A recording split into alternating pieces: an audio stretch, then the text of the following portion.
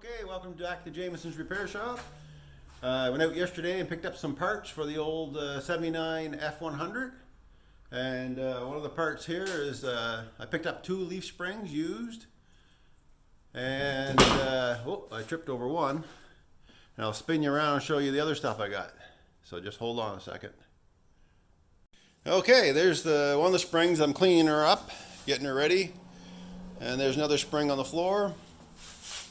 So yeah, I mentioned the price of springs. I was like, wow, the shipping on one spring costs more than what I paid for both. And yeah, I know they're new. I'll be getting new ones, but wow, the price is crazy. Also, I got was a steering column over here for the old 79. So this is an actual out of a 79. This column is actually out of a 79 manual shift setup, which that yellow truck I have is. And so I wanted to put it back to its original shift, or the original steering column. Now the truck originally came with a sport steering wheel on it, and this one doesn't, just has a regular wheel, but I'm okay with that. But now I'm getting rid of all that automatic shift lever and stuff. So there it is, nice shape, really good. The bearings are good in it. It's a tight wheel. I'm really happy to find it. Also found a shifter for my NP 435 that's in the truck. I may have some problems with the shifter because I believe this is different, because this is a threaded on cap and the other one there's has tabs on it. So we'll leave that to the end. Picked up the bezel with it. The chrome bezel came with it for the boot bezel, and all the bolts. The guy was nice enough to save. He saved all the bolts for the column and everything. That was nice of him. So anyway, today I'm gonna move the trailer back, and I'm gonna nose in the F100 here and get the column put in. But first I'm gonna clean up the spring, I should say. So that's what I'm up to today. So right now I'm gonna clean up this spring. I'm using this descaling wheel on my grinder. I'll put a mask on because it's going to be a bit dusty. I already started a little bit with just a drill and a wire wheel, but it was going pretty slow. And I bought, these were actually a pair off the same vehicle, so they will be equally balanced, I should say. And I only need one for now in the truck, but eventually I'll change both. So I'm going to get her cleaned up and then painted and have it ready to go on the truck. Okay, I got the spring cleaned up. I'll spin it around. A dirty job, but it was quick, about 5 minutes. All right, I'll spin you around and I'll show you what's going on. All right, there she is. Cleaned up enough, put a coat of rust paint on it, on them. This set of springs, this is an original set. There's the part number on them. The springs are a little bit worn, there's no doubt about it, but the truck doesn't get a lot of use anymore, so it's basically just cruising around getting groceries and that kind of thing. And you'll see some wear there on the leaves. Now, I suspect this wear this area will change when I put it on the truck, because these came off a van, E150 van, but they're the same, so I'm good with that. I'm not going to bother getting too delicate in there. That stuff will wear itself out. I think these springs were driven mainly on dirt roads by the looks of them. Anyway, that's it. So I'll get them painted up. All right, you wonder why a fellow wears a mask? That's off one leaf spring. Okay, there she is, all painted up. Used that's a semi-gloss black. It's wet still. And that'll dry semi-gloss. That whole process took about 20 minutes, so really hard to pass over on putting it on all rusty looking when you can take 20 minutes of your time and clean it up. A little bit of elbow grease and you got yourself a nice looking spring again. Today I'm going to start changing a spring on the driver's side of this old 79 Ford truck box. So I'll get the wheel off and I'll see what I can do with those U-bolts. I may end up buying new U-bolts, but we'll see how it goes. Maybe I can get the nuts off. Okay, here I am I've got 3 of the nuts off of the U-bolts for the spring. That one there is chewed up a little bit. I couldn't find my deep sockets, impact sockets. I was trying to wrench on it, but that wasn't very successful. So I've been heating up the bolt, and I've been using AirCat on it, rocking it back and forth. But before I go crazy with it, what I do is I heat up the top of the bolt really well, almost red, and then I'll wire brush the threads out and give it some more of the, what I use here is my deep creep, right there, that stuff there. And then once I get the threads all cleaned up, then I attack the nut. So let's get at her. I'll set up on the tripod and see how it goes. All right, let's see if we can get her. I'll get my gloves back on, do a little heating and whatnot. I may switch it over to time lapse if it's taking too long, because I'm going slow at this. As a matter of fact, I think I'm going to, because this could take 10-15 minutes, and that's a lot of phone space. I'll probably run out of room. All right, hang on.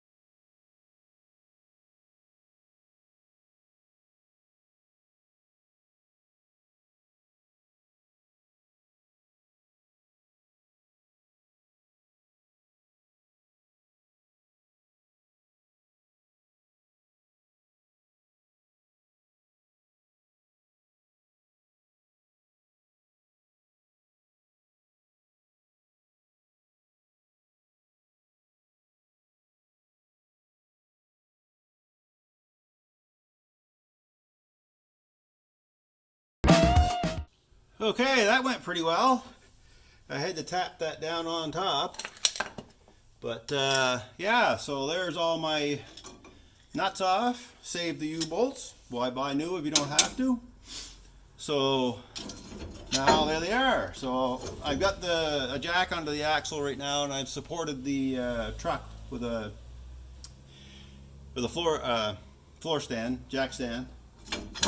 But it's hot right now, so what I'm going to do, because I have the jack stand right where I need to be. Take that out of the way and get it cool off. I'm going to support the truck elsewhere with another jack and a jack stand, and then I'll bring in the other. I've got to pull the bushing bolts and nuts out. I've had them off already, so I know they're going to come off easy. So let me get on that and I'll get back to you. Alright, well, I can tell you right now, that was out.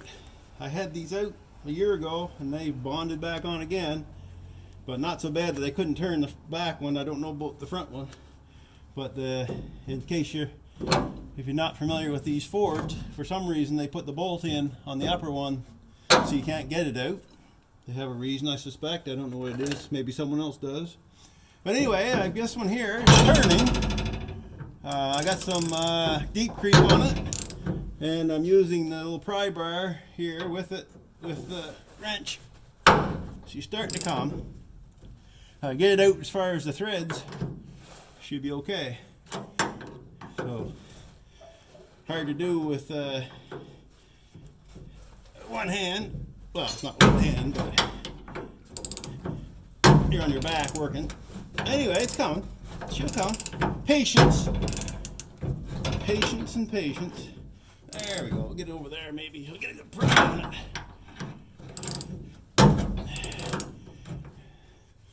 Okay, my left hand isn't as strong as my right hand, and unfortunately that's the one I need. There we go. For this. There, she's coming. I hope you can see that. It's hard to see what I'm doing. What I'm doing is taking and putting it behind the shoulder of the bolt to pry it out. Well, I'm turning it. And she's coming. Once it gets out to the threads here, it probably will thread itself out. Alright, let's try it. Not yet. Needs a little bit more encouragement. It's all time consuming stuff, and that's the way it goes. And now I'm getting out to where the pry bar isn't doing much either, so get up there. It might do a little something up there.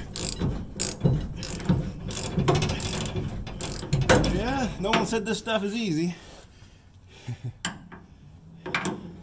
I guess if it were easy, everybody'd be doing it. Anyway, see if I can get that out now. See if she'll thread herself out.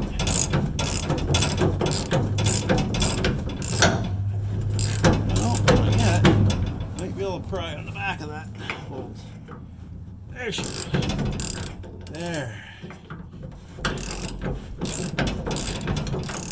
Yep. A little sweat and swearing usually does it.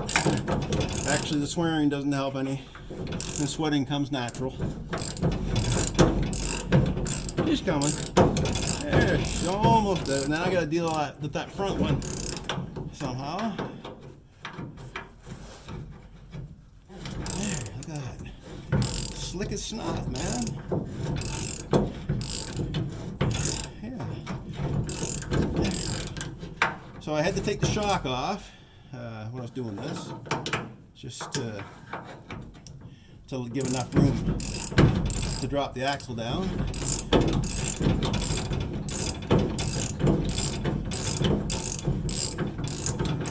look at that. That hasn't seen the daylight in a while. I didn't have it out last time, but I did have it turning, but it bonded right back on. That's the bugger with this stuff here. It's sitting for a while. I should have had it out, and I should have put some never sees on it. Anyway, here's that bolt coming out. Look at that. Woohoo! Success! Alright, I'll shut you off there. You don't need to watch me do the other one. It's the same drill. Just gonna, hopefully it does move. And I know the front one works for sure because I had it out. Alright. Okay, got that spun out. Well, not all the way out. I waited to video it. But it comes out by hand now. I knew this one wouldn't take too much. A little deep creep on the outer edges. I put the air cat on it, and there she is. Saved that bolt, and a lot of fiddling around cutting. Anyway, that's it. So now, here's the spring. I'll get you out of here. I'll get turned around. Let me just change this out a bit. Woo, I'm sweating. Look at that. All right, now I'll pull that spring out. And I'll get ready to take a break, and then I'll get the new one in. Oh, yeah.